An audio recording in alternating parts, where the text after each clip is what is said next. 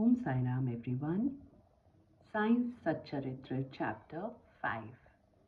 Baba's return with Chand Patel's marriage party, welcomed and addressed as Sai, contact with other saints, his attire and daily routine, the story of the Padukas, wrestling bout with Mohiddin and change in life, turning water into oil. The pseudo guru Jawhar Ali.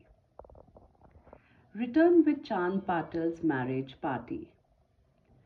As hinted in the last chapter, I shall now describe first how Sai Baba returned to Shirdi after his disappearance. There lived in the Aurangabad district, Nizam state, in a village called Dhoop, a well-to-do Mohammedan gentleman by name Chand Patel. While he was making a trip to Aurangabad, he lost his mare.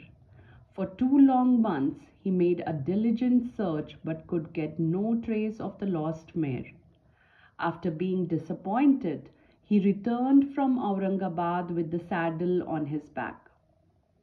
After traveling 4 kos and a half, he came on the way to a mango tree at the foot of which sat a fakir, a queer fellow. He had a cap on his head, wore kafni, long robe, and had a satka, short stick under his arm, and he was preparing to smoke a chilim pipe.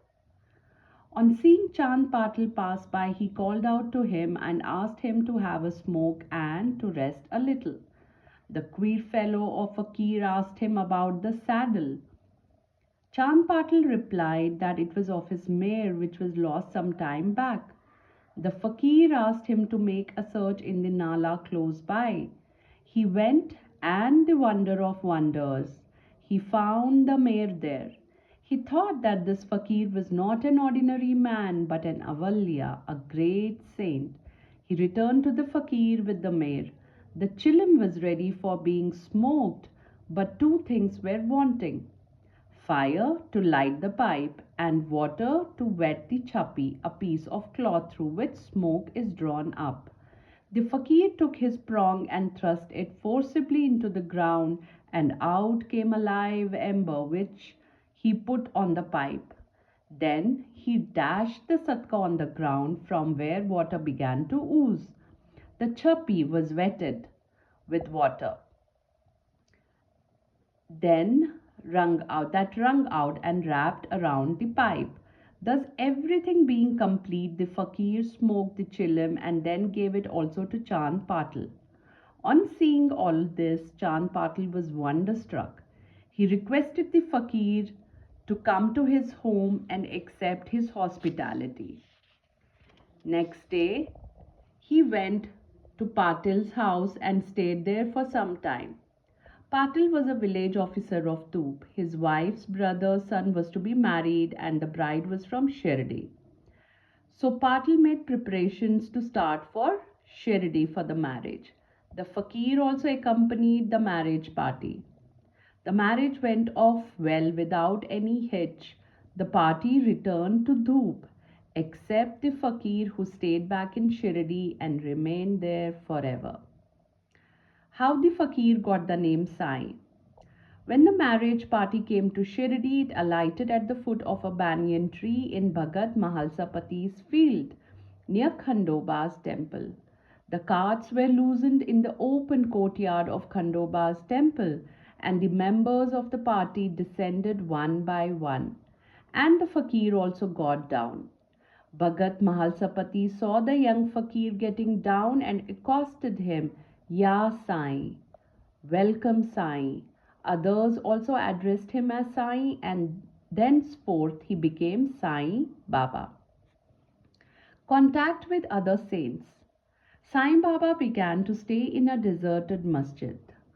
One saint named Devidas had been living in Shirdi for many years before Baba came there. Baba liked his company.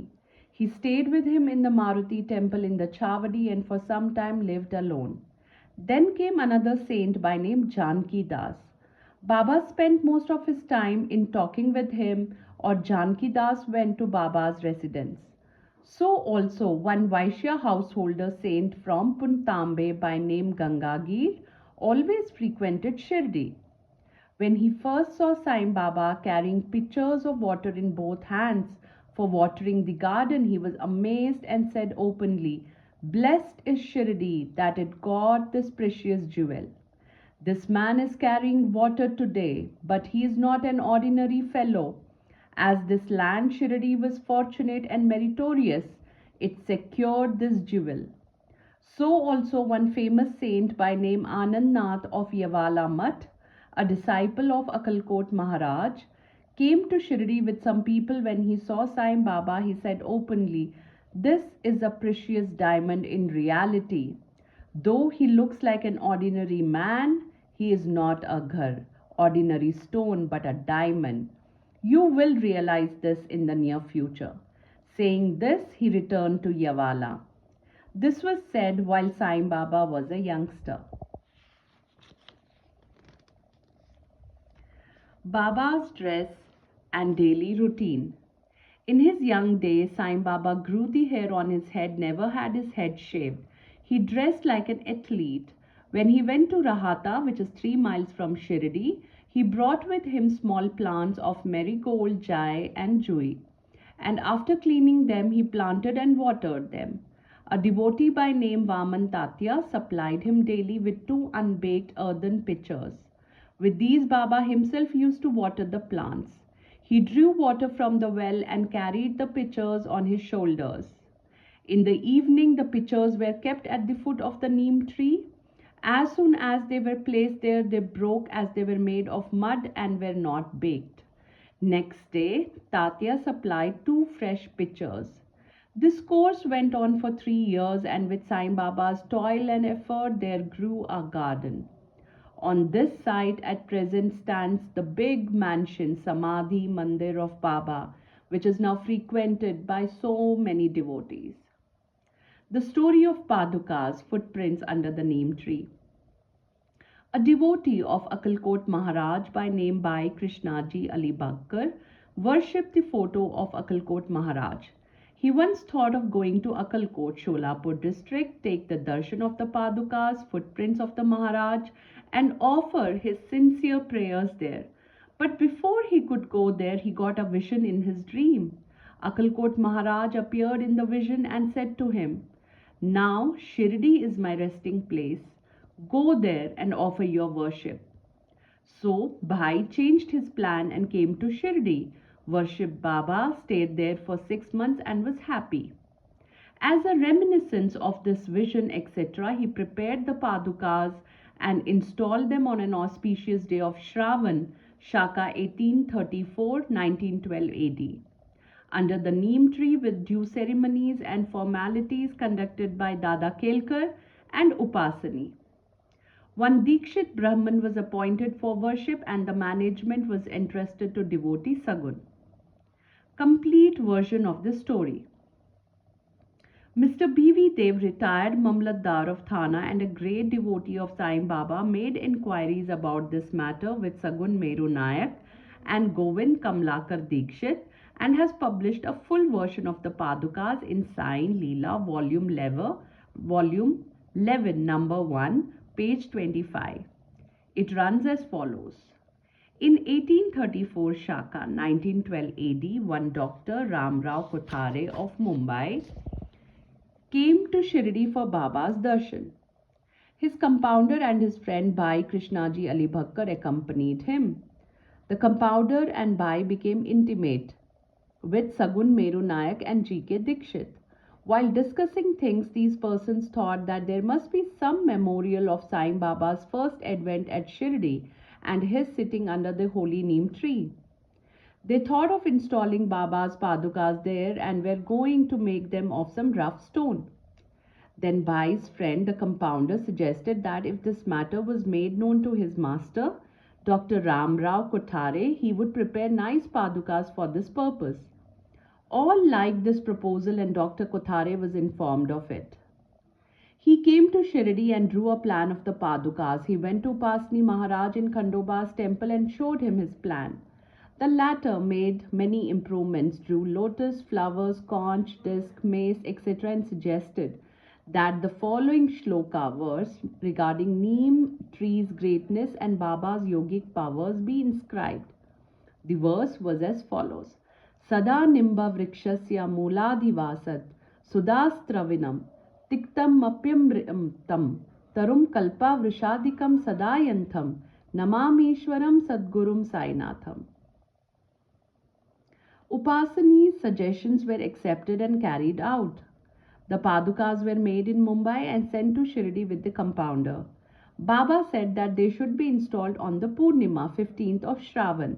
On the day at 11 am, G.K. Dikshit brought them on his head from Khandoba's temple to Dwarka Mai Masjid in a procession. Baba touched the Padukas, saying that these are the feet of the Lord, and asked the people to install them at foot of the neem tree.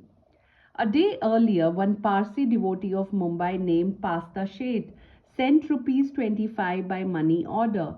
Baba gave this sum for the installation of the Padukas. The total expense of installation came up to rupees 100, out of which rupees 75 were collected by subscriptions. For the first 5 years, G.K. Dikshit worshipped the Padukas daily, and then this was done by Lakshman Kacheshwar Jakhadi. In the first 5 years, Dr. Kothare sent rupees 2 per month for lighting the lamp, and he also sent the railing round the Padukas. The expense of bringing the railing from the station to Shirdi was rupees 7-8, presently rupees 7.50 paisa, and roofing was paid by Sagun Meru Nayak. Now, Jakhadi Nana Pujari does the worship, and Sagun Meru Nayak offers the Naivedya and lights the evening lamps. Bhai Krishnaji was originally a devotee of Akalkot Maharaj. He had come to Shirdi at the installation of the Padukas in Shaka 1834 on his way to Akalkot. He wanted to go to Akalkot after taking the darshan of Baba. He asked Baba's permission for this. Baba said, "Oh, what is there in Akalkot? Why do you go there? The Maharaj of that place is here, myself." Hearing this, Bhai did not go to Akalkot. He came to Shirdi off and on after the installation of the Padukas. Mr. B.V. Dev concluded that Hemat Pant did not know these details.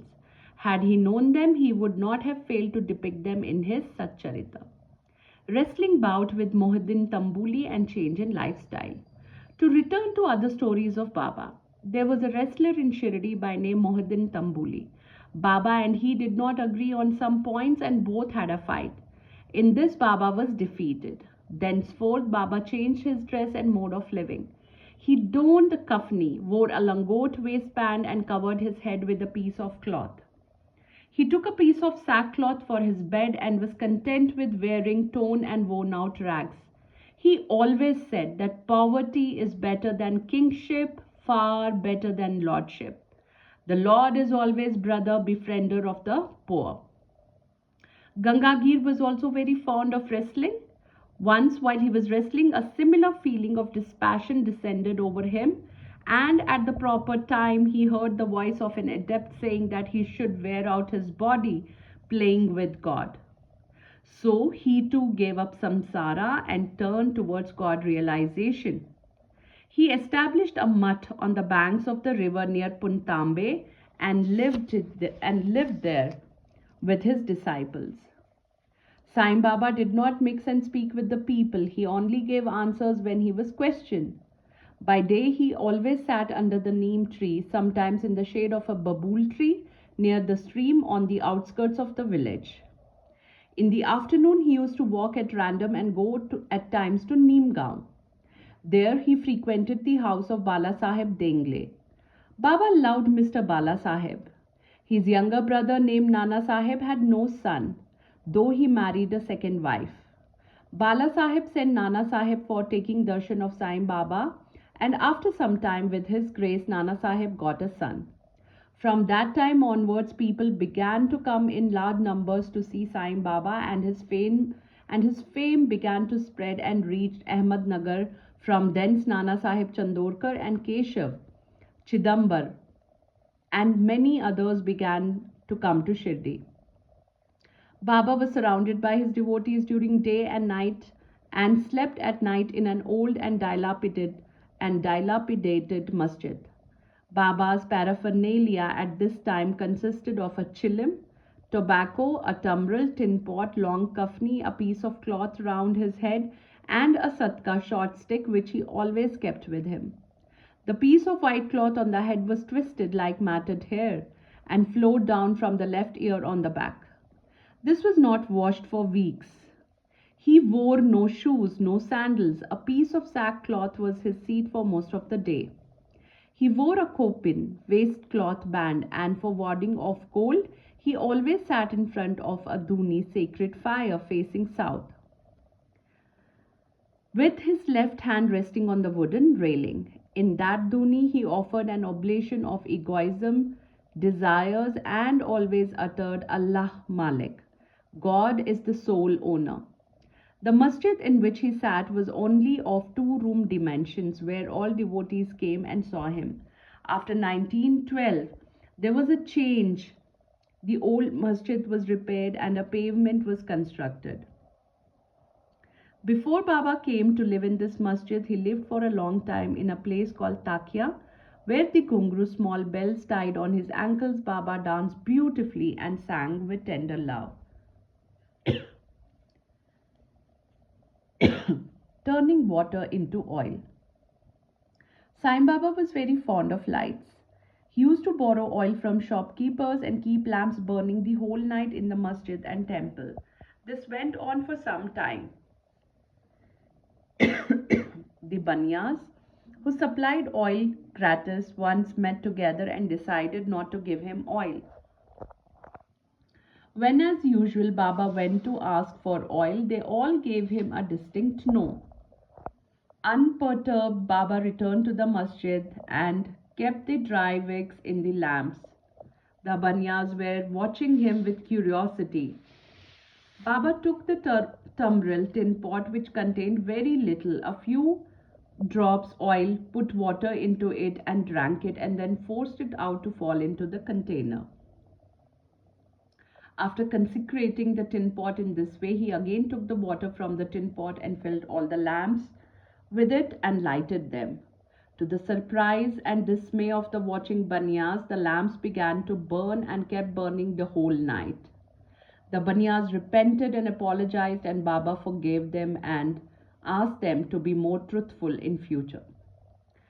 The pseudo Guru Jawhar Ali. 5 years after the wrestling bout above mentioned, one fakir from Ahmednagar by name Jawhar Ali came to Rahata with his disciples and stayed in Bakhal, a spacious room near Veerabhadra temple.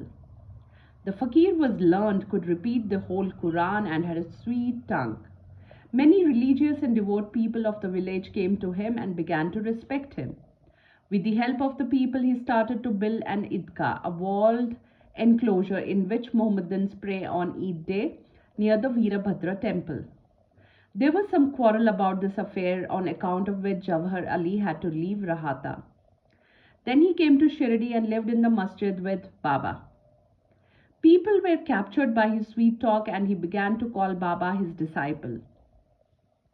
Baba did not object and consented to be his Chela disciple.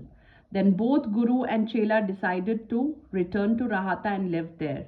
The Guru, teacher, never knew his disciple's worth. But the disciple knew the shortcomings of the Guru, still he never respected him, observing carefully his duties. He even served the master in various ways. They used to come to Shirdi off and on, but their mainstay was in Rahata. The loving devotees of Baba in Shirdi did not like that Baba should stay away from them in Rahata. So they went in a deputation to bring Baba back to Shirdi. When they met Baba near the Idka and told the purpose for which they came, Baba said to them that the fakir was an angry, ill-tempered fellow. He would not leave him, and that they should better go back to Shirdi without him before the fakir arrived. While they were thus talking, the fakir turned up and was very angry with them for trying to take away his disciple. There was some hot discussion and altercation, and it was finally decided that both the Guru and Chela should return to Shirdi, and so they returned and lived in Shirdi.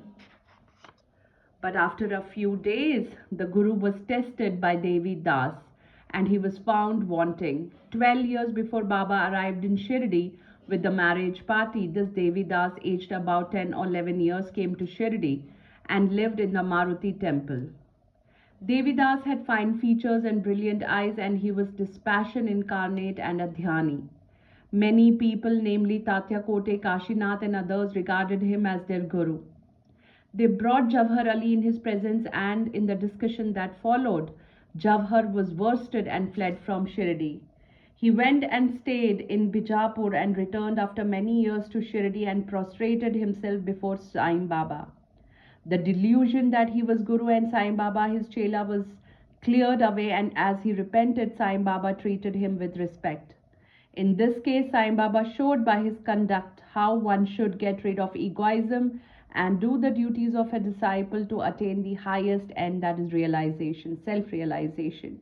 This story is told here according to the version given by Mahalsapati, a great devotee of Sai Baba. In the next chapter, Ram Navami festival, the masjid, its former condition and later improvement in it, etc. will be described. Bo to Sri Sai, peace be to all.